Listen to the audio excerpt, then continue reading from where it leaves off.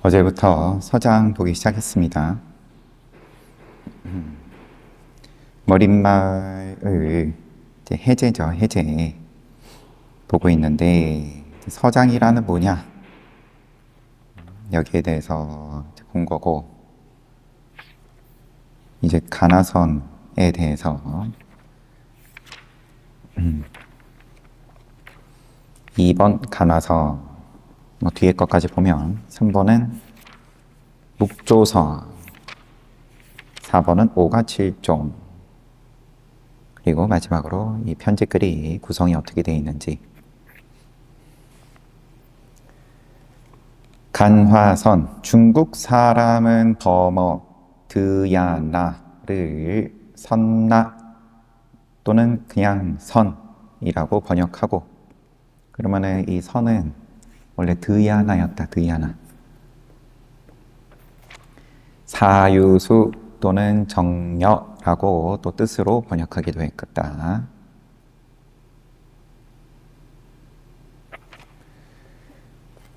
또 좌선이라고 번역하기도 했다. 결가부자 하여 사려분별을 일으키지 않고 마음을 하나의 대상에 두어서 닦기 때문에 정해 라고 하기도 한다. 선정과 지혜.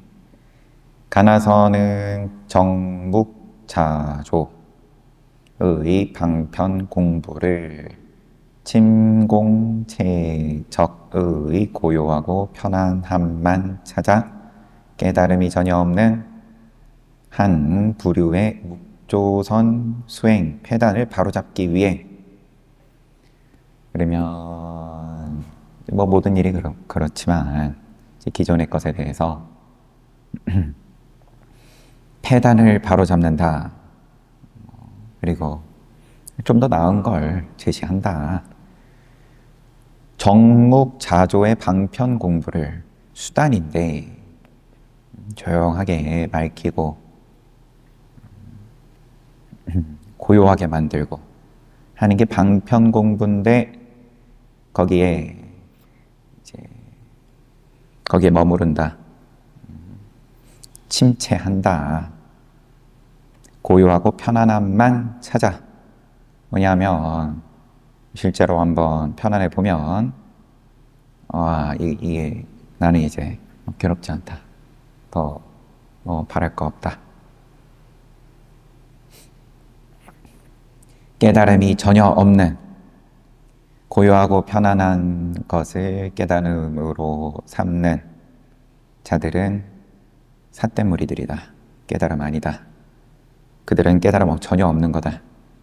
그러한 묵조선 수행의 폐단을 바로잡기 위해서 무시이래로 본심을, 깨달음을 등지고 한순간도 멈추지 않고 흘러왔던 분별식심을 끊어 무시이래로 시작이 없는 때로부터 흘러왔는데, 늘 이제 이건 뭐 그냥 굳어진 관용구니까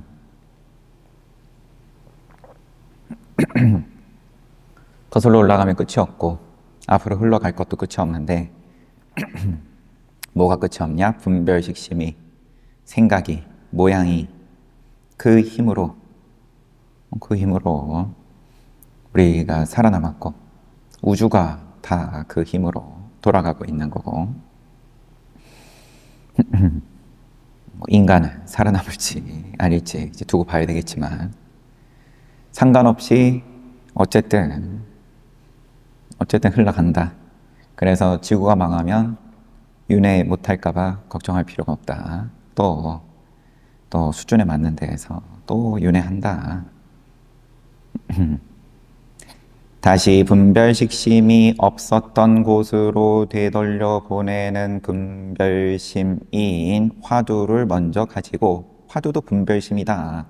화두도 모양이죠. 이름이 붙어 있는 거고. 그런데 뭘 하기 위해서냐? 분별식심이 없었던 곳으로 되돌아가기 위한 화두를 먼저 가지고, 화두를 들고, 뒤에 화두마저 언제 없어졌는지 모르는 결에 모르는 결에 깊은 선정에 드는 화두일념의 수행법으로 임재종 양기파의 한 지류인 대종고 선풍이다. 대종고 스님의 선풍이다. 간을 보다 또 살피다 뜻이고, 화는 간하는 대상, 그러면 공안 아니면 화두라는 뜻이다. 보는데 그럼 뭘 보냐? 화두를 본다. 오직 화두 또 공안만을 간해가지고 깨닫는 수행법이다. 그래서 몽산 화상 양록의 시고원 상인의 인용, 화두 위에 의심이 끊어지지 않으면 참다운 의심이니, 만약 의심을 한번 잠깐 하고 또 의심이 없어지면 진심으로 의심함이 아니라 억지로 지어서 함이다. 작한 거다. 다 작인데 다 작으로 지을 작이니까 정말 농사인 거죠. 농사의 공식으로 돌아가는데, 또 농사의 공식이지만 화두라 함은, 하지만 이제 그 화두라는 작물을 쉬지 않고 흘러왔던 농사의 사이클을 쉬는 그런 작물이다. 이런 까닭에 졸음과 잡념이 다 마음에 들어오게 된다. 이런 까닭에 그 앞에 문장이 뭐냐? 의심을 한번 했다가 또 의심이 없어졌다가, 이런 거는 다 농사 짓는 건데, 화두는 이렇게 되는 게 아니다라는 걸 이야기를 하시려는 거죠. 이렇게 하는 것 때문에 졸음과 잡념이 마음에 들어오게 된다. 농사를 지으니까, 그러면은 역시나 졸음이든 잡념이든 다 모양인 거고 농사인 거고 다 따라 붙는다. 오로지 조사들의 화두만을 전념하여 본래 마음을 깨닫는 데 있다. 하지만 공안 또는 화두 두 단어를 계속 같이 쓰시네요. 화두라고 해서 다 화두가 되는 것은 아니다. 그냥 저는 화두라고만 읽겠습니다. 다 화두 되는 건 아니다. 가나서는 특히 활구를 중요시한다. 살아있냐? 의심이 살아있냐 이거죠. 활구란 화두가 살아 저절로 움직이며 걸리거나 막힘 없어야 한다. 인용. 저절로 살아 움직이며 걸리거나 막힘이 없어야 된다. 화두는. 의심이 있다가 아니면 의심이 막히고 그러면은 없다가, 정말 생사 문제는 급박하다 하다가도 또 정신이, 마음이 머리로는 덜 급한 거 알면서도, 하지만 각자 업식 따라서 담배가 간절하면 그래 이제 한 대 피워야 되니까요. 살고 죽는 건 살고 죽는 거고 나는 당장 이제 한 대 피워야 된다. 의정이나 분심, 용맹심의 활구에서 생기며, 이제 용어로서 의심을 우리가 일상에서도 쓰는 그런 단어지만, 의정이든 아니면은 그 의심이 더 깊어져서 분심, 또 용맹심. 나는 요 의심 때문에 나는 차라리 그냥 죽어도 좋다. 이런 것들을 활구에서 생긴다. 활구. 활구여야만 참 화두인데 서장에서는 앞에 요 삼, 심, 의, 분, 용 가운데 의심 즉 의정만을 말하였고 서장에서는 여기서는 의정만 얘기한다. 분심, 용맹심은 결국 의단으로 뭉치게 된다. 분심, 용맹심 이런 소리 대종고 스님 안 하신다. 그냥 의정이고 의단이고 오로지 의심으로서만 말씀하신다. 의정이 생기지 않는 화두는 삭구이다. 죽은 거다. 의정 없는 화두는. 삭구는 대체로 공부하기가 쉽지 않고 또 참마음이 아니기에 공부하기가 쉽지 않다. 삭구로서 깨닫기가 쉽지 않다. 결과 보기가 쉽지 않고 또 참마음이 아니기에 그러면은 참마음 아니면은 작이라는 거죠. 왔다 갔다 하는 거다. 하는 것 같다가도 되는 것 같다가도 또 긴가민가 했다가 등등 간혹 참선하다 생기는 선병이 올 수도 있다. 간화선을 굳이 가져다 붙인다면 빗바사나인 관 그리고 해이다. 이건 이제 인용인데 어디 나와 있는 인용인지 여튼 해가 푹 익은 상태인 바로 화두 일념에서는 사마타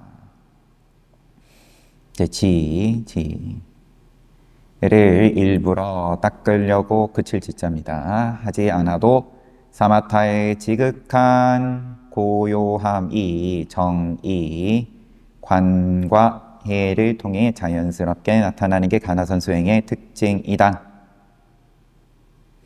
굳이 가져다 붙인다면 어디다 갖다 붙인다는 말이죠. 그러면은 이제 경전에 근거를 찾자면 그런 느낌으로 우선은 보여요. 우리 열심히 경률론 3장을 본 건데 그간에 반년 동안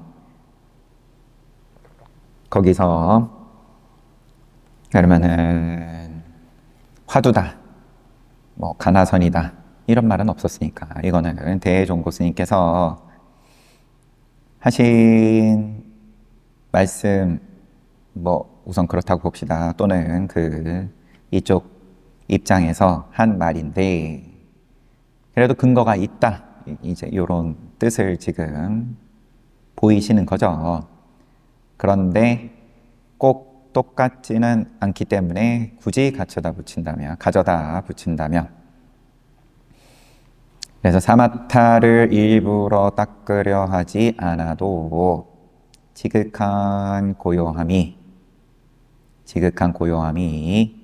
이 사마타가 자연스럽게 나타난다. 관과 해를 통해서. 그러니까 내가 앉아가지고 내 마음을 고요하게 만들겠다. 망상이 일어나지 않게 하겠다. 괴로움을 그러면은 뭐 선정에 들어가서 없애겠다 등등 고요하게 만드는 여하튼 그런 작업을 하는 게 아니라 그냥 보는 것으로서 일부러 닦으려 하지 않아도 고요함이 자연스럽게 나타나는 게 고요함은 그냥 부차적인 거다. 따라오는 거다. 이게 간화선 수행의 특징이다.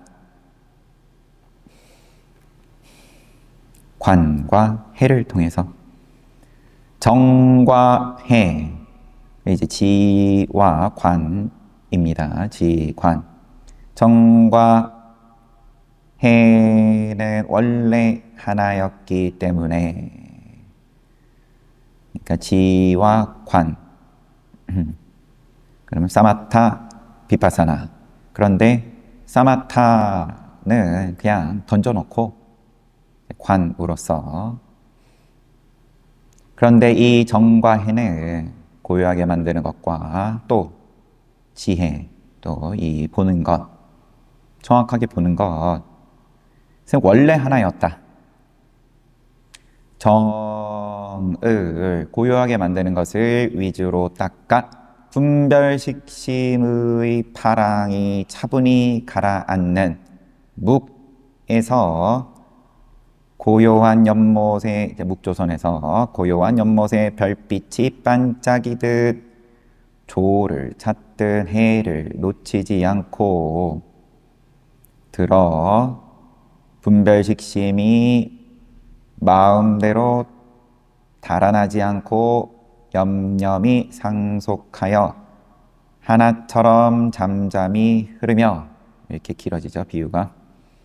반짝이는 별빛이 맑은 못의 밑바닥까지 선명하게 비추듯 자기도 모르는 결이 정에 들듯 둘 가운데 어느 하나라도 하나가 지극하면, 그러니까 관이 지극하든 해가 지극하든, 죄송합니다. 정이 지극하든 해가 지극하든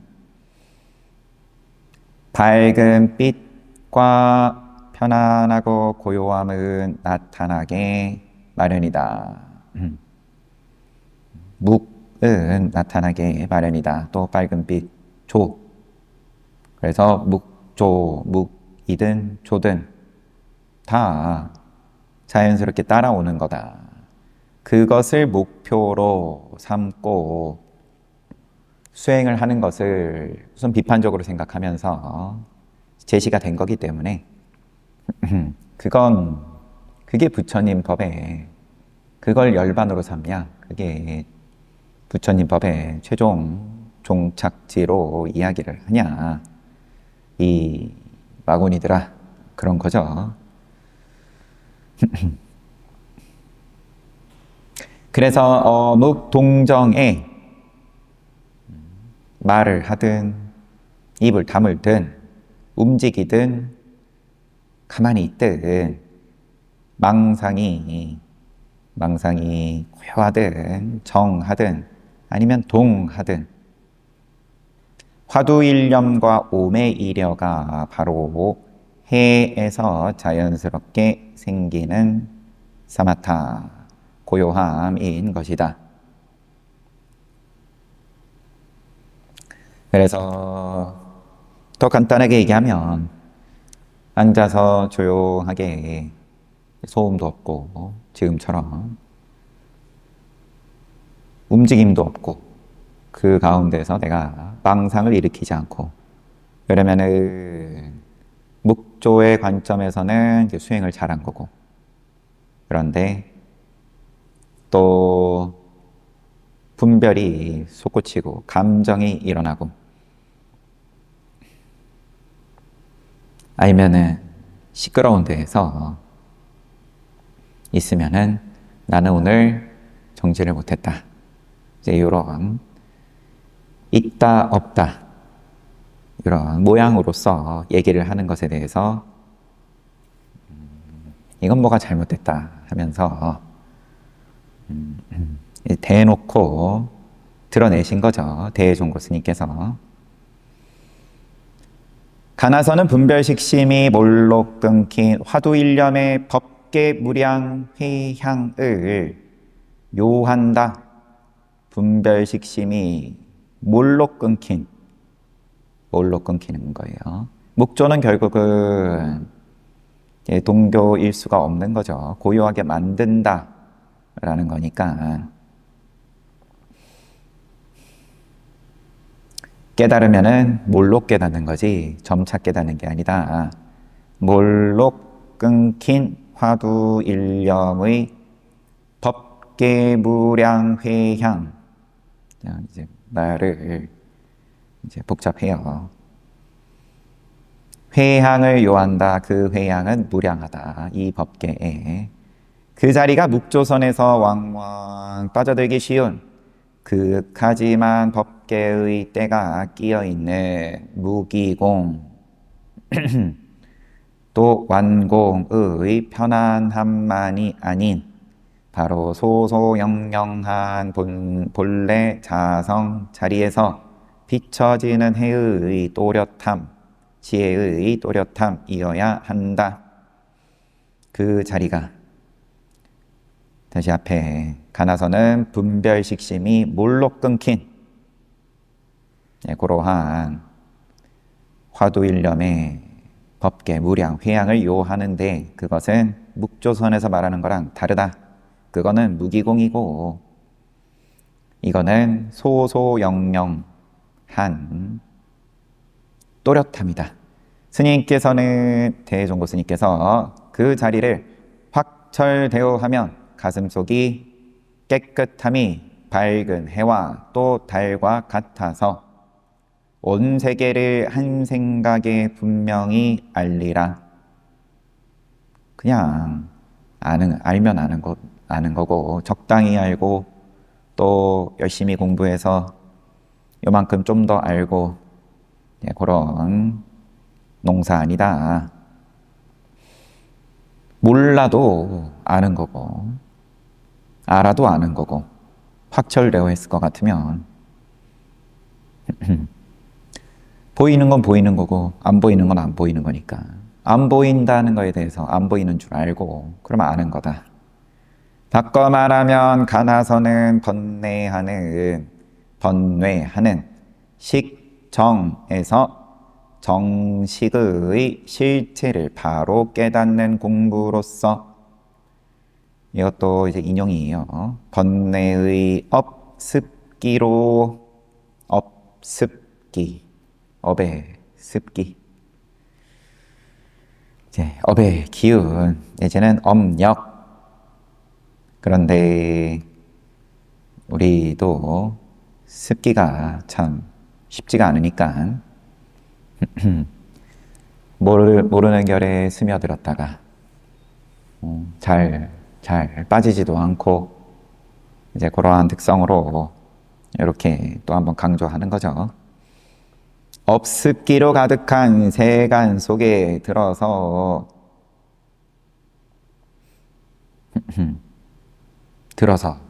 들어가서겠죠. 업습기의 실체가 바로 보리임을 알고 업습기의 업이 바로 보리다.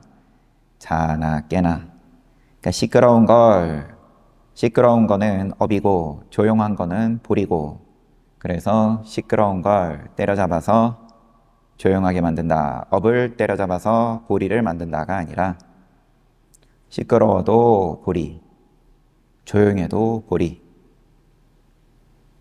그런 줄 알고 자나 깨나 함께 해온 습기의 상속을 끊어. 습기의 상속을 끊는다. 아니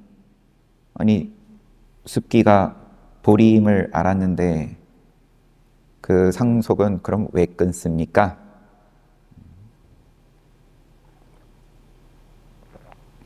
내가 나의 습기를 내가 어쩔 수가 없어가지고 그럼 또 짓고 그러면 또 돌아오고 그거를 어찌하지 못하고 거기서 그게 괴로움인 거고 그런데 보리인 줄 알고 그러면은 상속을 시키고 싶으면 시키고 연결을 흘러가는 것을 그러면은 거기에 대해서 자유롭다, 편안하다. 어차피 몸이야 모양 있는 거고 그러면은 뜻대로 안 되는 거고 그러면 흘러가는 거에 대해서 내가 할 수 있는 부분에 대해서는 그러면은 연결을 하든 끊든 알아서 하면 되고 할 수 없는 부분에 대해서도 이게 내버려 둘 수 있게 된다. 편안하다. 세간 벗어나기를 남김없이 하기를 권한다. 세간 벗어나기를 남김없이 하기를 권한다. 이것도 인용이에요. 불법이 즉 세간법. 가나서는 그 자리에서 바로 세간, 번뇌의 고통을 녹여 본래 있었던 열반실상의 뭐 있었던도 그래요. 어쨌든 본래의 열반실상의 즐거움을 찾아주는 공부인 것이다. 반면에 묵조선의 묵은, 묵조선 설명은 뒤에 더 자세히 나오지만 여튼 분별식심인 정식을 사마타를 통해서 고요하게 만드는 수행 통해서 마음을 담벼락처럼 하여, 담벼락 이제 통과 못하게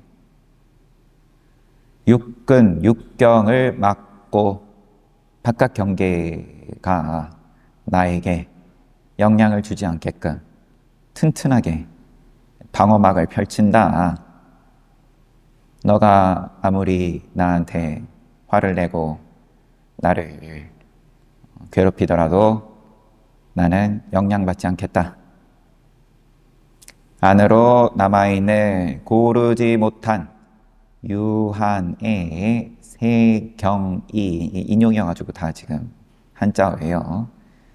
세경이 고르지 못한, 그러면 세세한 경계인 내진의 안에 남아있는, 그러면은 그런 티끌먼지에 낙사진을 가라앉혀서 아주 가는 물결이 없어지고 맑은 물 위에 무수한 별들이 반짝이는 것처럼, 물이, 수면이 그러면은 조금도 물결이 없으면 곧 거울이다. 외경을 통해 일어나는 분별식심을 묵이라는 맑은 물에 가두어 놓고 영롱한 심성이 저절로 반짝이기를 바라는 무견정조, 무견정조 수행이다.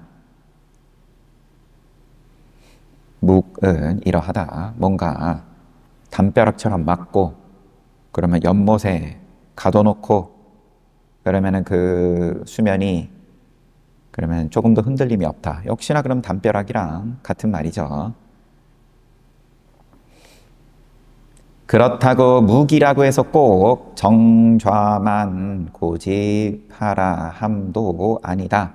뭔가 또 그러면은 묵이 마냥 그렇게 돌멩이 만드는 그런 수행은 아니기는 하다. 임재종 호관선사는 1200년대 분이네요. 선정은 한결같은 마음이어야 하며 일심이어야 하며, 한결같은 마음은 분별심이 끊어진 자리이며 무심이며. 근데 임재종 스님이 하시는 말씀이에요. 지금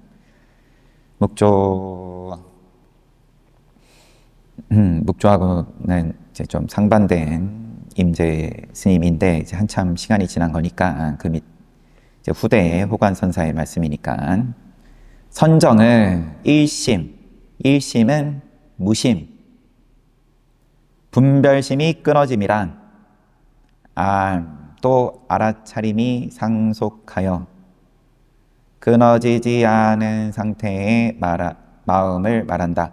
분별심이 끊어짐이란 알아차림이 상속하여 끊어지지 않은 상태의 마음을 말한다. 분별심이 끊어졌다는 게 이제 착각하지 말아라. 담벼락이 아니라 끊어지지 않은 상태, 알아차림이 끊어지지 않은 상태의 마음을 말한다. 때문에 공부에는 상속함을 소중히 여긴다. 상속은 정좌만을 굳이 고집할 필요가 없다. 지금 이 임재정 호관선사가 딱히 묵을 두둔하는 말은 아니셨어요. 상속은 정좌만을 앉아가지고 조용히 있고 움직이지 않고 이것만 고집할 필요가 없다. 평상시 가운데 항상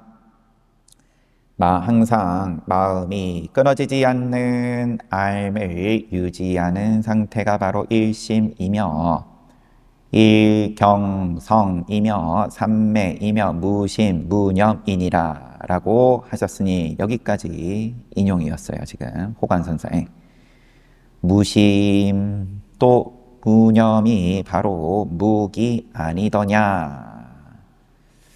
요거는 지금 요 해제를 정리를 하신 지상스님께서 하시는 말씀인데, 묵을 뭐 어떻게 보든 지금 그게 포인트는 아니니까요. 가나선의 유래는 그러니까는 이제 정리를 하면 묵도 훌륭한 공부법이었는데 다만 그걸 착각을 해가지고 오로지 돌멩이처럼 다 경계를 가로막고 내 안에서 일어나는 경계도 찍어 누르고 바깥 경계도 안 받아들이고 이제 이런 걸 수행을 삼는 거에 대해서 대종고 스님께서 비판을 하신 것이지 본래의 묵은 또 원래 그런 게 아니었다. 그런 말씀 하시려는 것으로 보입니다. 가나선의 유래는 당나라 때 조주종심선사의 굿자 무불성, 개에게 불성이 없다. 요 화두에서 그 근원을 찾는다고 말한다.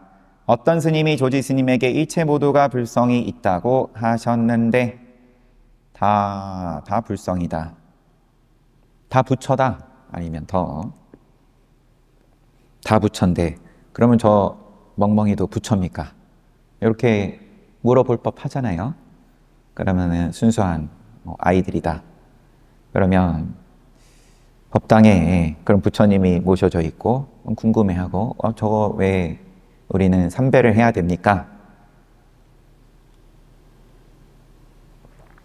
그러면은 부처님은 이렇게 훌륭한 분이니까 우리가 그런 어떤 존경을 예의를 갖추고 이렇게 접근할 수도 있는 거고 아니면은 지금 절을 하는 게 그러면은 부처에게 절을 하는 거지만 그럼 부처가 뭐냐? 부처는 너 마음이 부처다. 너 마음이 부처고 친구 제 마음도 부처고 내가 좋아하는 친구도 부처 싫어하는 친구도 부처 아닌 게 없다. 그래요? 그러면은 멍멍이도 우리 집에 키우는 멍멍이도 그러면은 걔도 부처예요?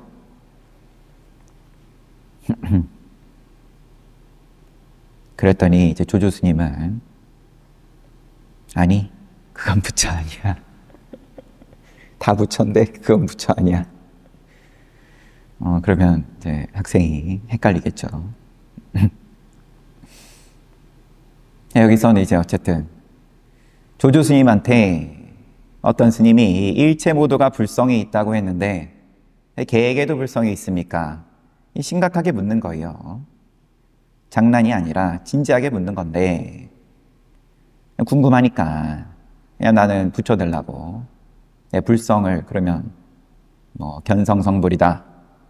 이미 육조 스님 이제 뒤에 세대니까 선이 한참 이제 뻗어나가는 그러한 시절이니까 그러면 나도 견성하고 싶다. 내 안에 부처 보고 싶다.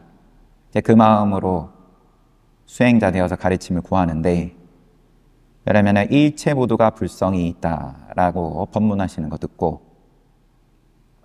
그럼 감을 잡기 위해서 더듬는 거죠. 개에게도 불성이 있습니까?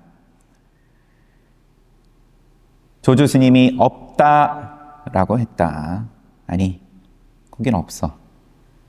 그 스님이 생각하기에 모든 것에 다 불성이 있는데 왜 오직 개는 불성이 없지? 우리 집 해피는 왜 불성이 없지? 라고 정이 생겨야 하며 가나선의 그 유래로 근원을 찾을 때, 그러면 그 의문이 자연스럽게 간 또는 볼관자 관의 대상이 되어서 행주 좌와 어묵 동정에 그럼 24시간 서 있든 앉아 있든 누워 있든 오매의 한 순간도 떠나지 않고 또렷 하게 계속되어서 자신도 모르게 능연인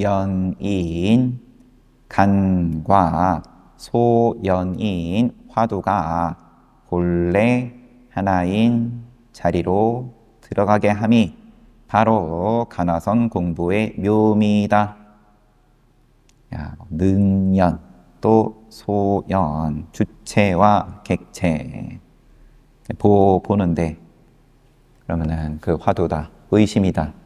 근데 이게 어느덧 이제 둘이 구분되기 이전이다. 본래 하나인 자리에 들어간다, 맛본다. 말로 설명하면 이렇지만 좀 있으면 이제 서울에서 큰 스님께서 여시는 이 간화선 프로그램에 우리 대중도 동참을 할 테고 또 많은 분들께서 인연을 맺을 텐데 좋은 결과가 있기를 바라는 건 바라는 거고, 이런 설명은 하나도 도움 안 된다. 화두는 후대로 내려오면서 꼭 곧직 공안만이 화두가 되는 것은 아니었다. 선사가 스승이 후학의 근기를 살피고 그에 맞게끔 화두를 던지는데 분심으로 걸려드는 이가 있는가 하면 용맹심으로 걸려드는 이도 있고 의정으로 걸려드는 이도 있는데 대부분 의정이 무난하고 공부하기가 쉽다. 이런 말 그냥 넘어갑시다. 뭐가 쉽고 어렵고 다 인연의 문제인데 얼굴만 보고도 바로 변화가 올 수도 있는 거고, 화두를 받았을 때 앞에 세 가지가 생기지 않고 화두를 애써 만들어서 들면 주작이며 농사다, 농사. 가나선의 화두와는 거리가 멀다.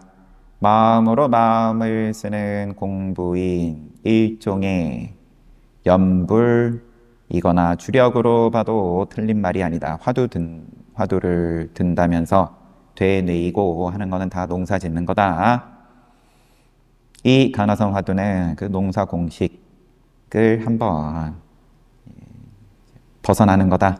특히 몽산, 화상, 어록에서 주작은 바른 공부가 아니니 병을 부른다고 하였다.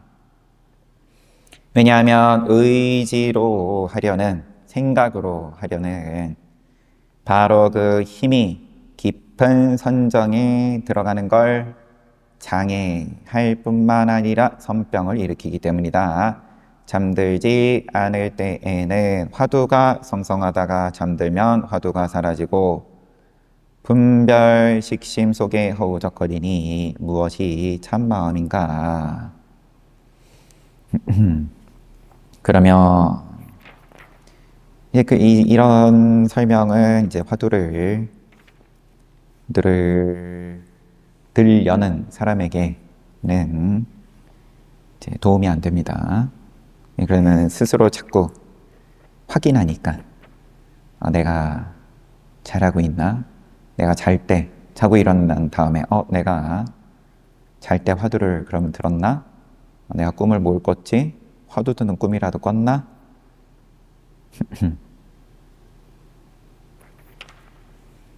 확인하면 이제 공부에서 점점 멀어지는 거죠.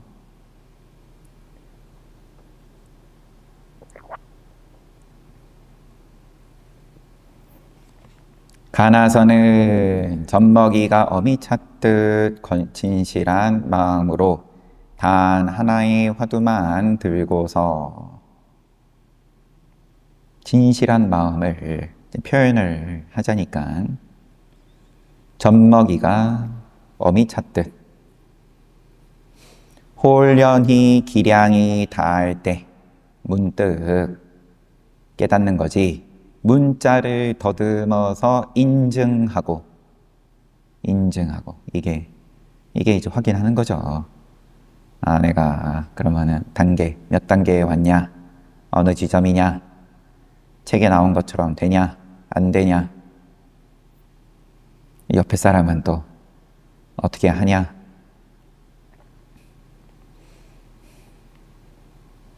근본불교에서조차도 내가 가진 거를 우리 봤다시피 내가 가진 거를 확인하는 거에서 인색함이 나온다고 했죠. 남이 가진 거를 확인하는 거에서 뭐 여튼 그래서 그 두 가지로 인해서 뭐 바람이를 설명을 하면서 그러면은 거슬러 올라가 보면은 결국은 내가 가진 거를 확인하고 또 확인하고 남이 가진 거를 또 확인하고 바람이라서 멀어진다. 아무튼 문자를 더듬어서 인증하고 이리저리 남의 글을 가져와 주해하려고 해서는 안 된다. 설령 주해가 틀림없이 명확하며 설명이 딱 맞아 떨어지더라도 모두가 다 귀신집 살림살이니라. 설명이 틀려서 문제가 아니라 인증, 이 자기 가진 거, 남이 가진 거 헤아리는 것 자체가 귀신집 살림살이다. 잘 헤아리고면은 동그라미, 잘못 헤아리면은 꽃표. 이거 이러나 저러나 어차피 농사 짓는 건데 풍년이라고 동그라미 쳐주는 게 아니라 농사를 딱딱 기가 막히게 잘 지어가지고 결과가 좋으면 좋은 거고 안 좋으니까 안 좋을까봐 이러지 말아라는 게 아니라 이러나 저러나 농사 공식이고 뭐라고 했죠? 우리 산스크리트 금강경 볼 때 니미따 싼냐다. 이러나 저러나 싼냐다. 반냐가 아니라 싼냐다. 상이다.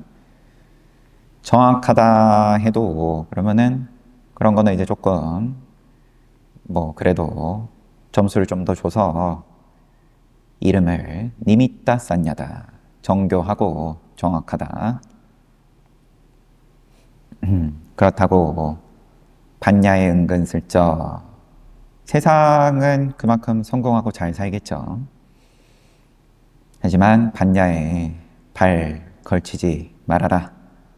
말로 할 수 있는 건 깨쳤다는 근거가 되지 않으니 반드시 스스로 보아야 하고 스스로 깨달아야 하며 스스로 믿어서 끝내야 한다. 똑같이 말하고 똑같이 묘사할 수 있을지라도 똑같이 거울처럼 똑같이 그림 그려낼 수 있다 하더라도 오히려 알지 못하고 깨닫지 못할까 염려스럽다. 거울 아니다. 똑같이 그린다 하더라도 가나서는 일부러 사람이 드문 숲속이나 고요한 곳을 찾아 사지와 육근을 결과부자로 묶어두지 않아도 공부할 수 있는 선수행법이다. 그래서 공부하기가 아주 쉽다. 시끄러운 데서도 할 수 있는 게 가나선이다. 이는 처음부터 관 그리고 해의 대상을 애써 만들어 마음의 그림자를 쫓아 묵묵히 바라보는 그런 묵조의 수고로움을 덜고 고요히 만들어서 하는 수행이 아니다. 묵조 수행이 아니다. 수고로움을 돌고 자연스럽게 언제 그랬는지 자기도 모르는 결에 화두 일념의 깊은 선정에 들게 했다는 점이 특징이다. 그래서 당나라 또 5대 거쳐서 송나라 때에는 학자, 문인, 예술인들에게까지도 가나선을 통한 깨달음이 보편화되면서 그들은 예술뿐만 아니라 공자와 맹자의 뿌리를 찾을 수 있었고, 선에서 가나선 덕분에 선의 맛을 봐가지고 공맹을 바탕부터 다시 해석할 근거가 싹 틀 수 있었으리라.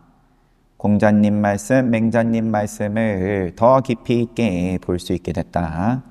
공자님, 맹자님 던져버리고 선한다는 게 아니라, 불교한다는 게 아니라 자기가 뭘 하고 있든 거기에 대해서 더 깊이가 생겼다. 또 번잡한 세간사나 학문과 지식, 정신노동에 지친 부유하고 권세 있는 이들이 사회의 지도층이 총명과 영리함으로 찾을 수 없었다.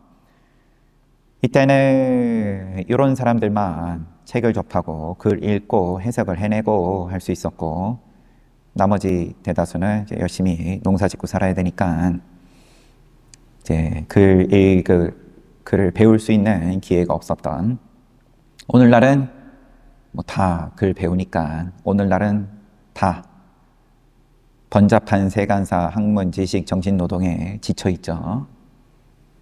초등학생부터 총명과 영리함으로 찾을 수 없었던 참다운 즐거움을 깨닫게 하고 오히려 재물과 권력, 또 학문과 지식이 가져다 주지 못하는 편안하고 안락한 최고의 자리를 마련해 주었다.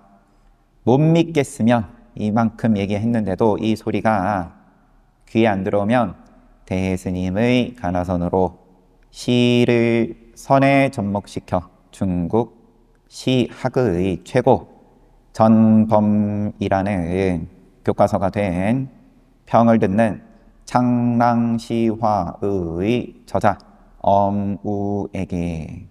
엄우로부터나 또는 공자의 생각을 가나선을 통해 다시 해석한 주자의 스승이자 대스님의 제자인 유보학에게 가서 가나선이 무엇이요라고 물어보시라. 이제 이들은 요 맛을 보고 요걸로 뭐 큰 이익을 부자 된 사람들이니까 가서 부자 구경 한번 해보고 못 믿겠으면 그러고 다시 얘기하자. 가나선이 뭔지, 가나선을 열심히 이제 설명해 놓으셨습니다. 포인트들이 있죠. 포인트들이 묵조, 어차피 시작부터가 묵조에 상대해서 고요하게 만드는 수행, 그거는 만드는 거다, 자기다. 또 우리 금강경 계속 보고 있으니까 상이다, 상.